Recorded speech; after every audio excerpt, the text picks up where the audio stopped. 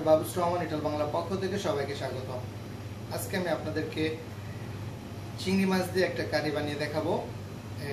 এটার জন্য আমাদের লাগবে 15 থেকে 20টা চিংড়ি মাছ। আমাদের লাগবে কিছু ফ্রেশ পেঁয়াজ পাতা। আমরা নিব আদা, আমাদের আদা লাগবে, আমাদের মরিচ লাগবে এবং 2-3 কোয়া রসুন লাগবে।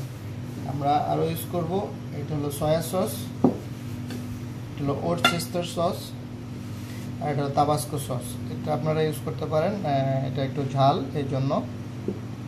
আসুন আমরা কিভাবে করতে হয় আমরা দেখে নিই।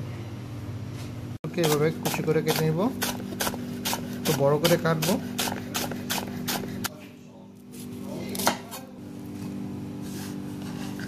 এই সবজিগুলো আমি এখন একটু ধুয়ে নিব। হ্যাঁ, 1 পিস রসুন নিব,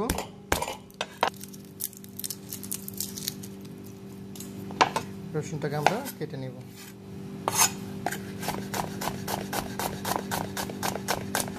এখন আদাটাকে আমি পরিষ্কার করে আদাটাকে আমি লম্বা করে কাটবো,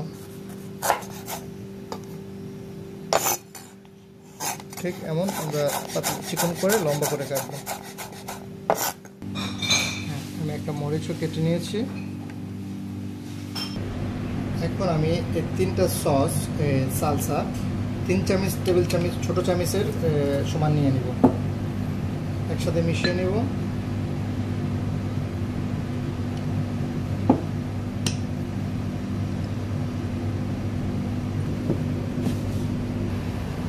আমি এখন একটা কড়াইতে 2-3 চামচ পরিমাণ আমি অলিভ অয়েল দিয়ে দিব। তেলটা গরম হয়ে গেলে আমি একটু রসুন কুচি দিয়ে দিব পুরোটা। আদা কুচিটা আমি অর্ধেক দিব এখন, এবং মরিচটা পুরো দিয়ে দিব। যারা আমার চ্যানেলটিকে এখনও সাবস্ক্রাইব করেনি তারা এখনই সাবস্ক্রাইব করে ফেলুন, সাথে থাকা বেল বাটনটিকেও আপনারা পুশ করে রাখুন, তাহলে আমার ভিডিও নোটিফিকেশনগুলো আপনাদের সামনে খুব দ্রুত এবং সহজেই চলে আসবে। এই রসুন আদা আর মরিচটা হালকা ভাজা হলেই আমি পেঁয়াজগুলো দিয়ে দিব।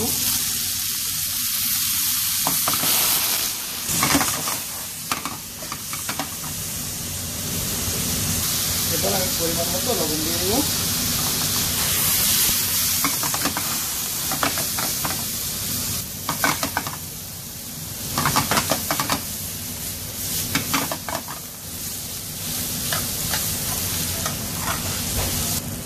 এখন আমি এই চিংড়ি মাছগুলোকে দিয়ে দিব।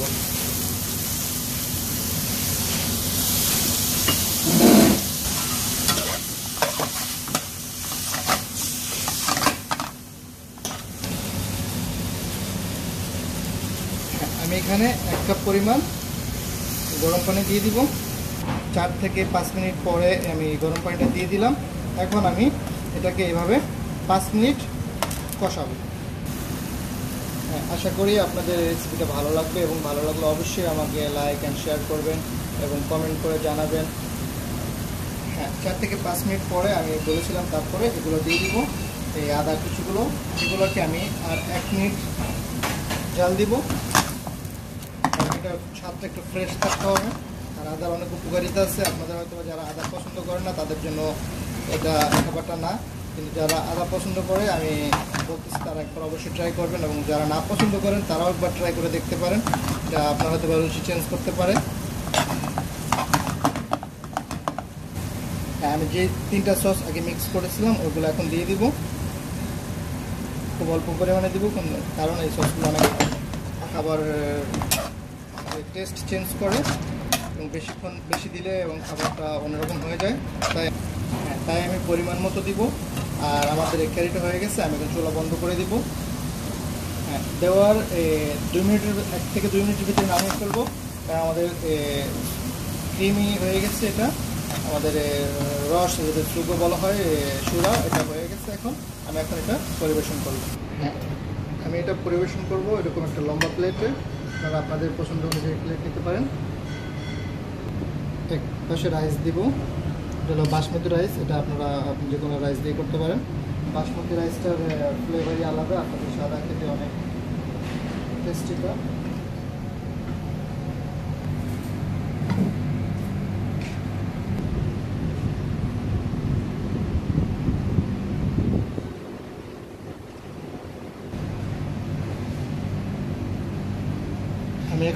এটা স্টিলের এটা তুলে ফেলবো। হয়ে গেল আমার নতুন রেসিপি, চিংড়ি মাছ দিয়ে আদা, জিঞ্জার, গার্লিক এবং ফ্রেশ অনিয়ন দিয়ে একটা কারি। এটা আপনারা ট্রাই করতে পারেন, আশা করি আপনাদের ভালো লাগবে। অবশ্যই হয়ে গেল আমার নিউ রেসিপি। আপনাদের যদি এই রেসিপি ভালো লেগে থাকে অবশ্যই লাইক অ্যান্ড শেয়ার করবেন, এবং যারা সাবস্ক্রাইব না করেছেন প্লিজ দয়া করে সাবস্ক্রাইব করে ফেলুন। সাবস্ক্রাইব করতে টাকা লাগে না। আশা করি আপনারা আমাকে জানাবেন এই রেসিপিটা কেমন হলো। সে পর্যন্ত দেখা হবে নেক্সট ভিডিও রেসিপিতে। সে পর্যন্ত সবাই ভালো থাকবেন, সুস্থ থাকবেন। সবাইকে ভালো কাজ করার জন্য সহযোগিতা করবো। আসসালামু আলাইকুম, টেক কেয়ার।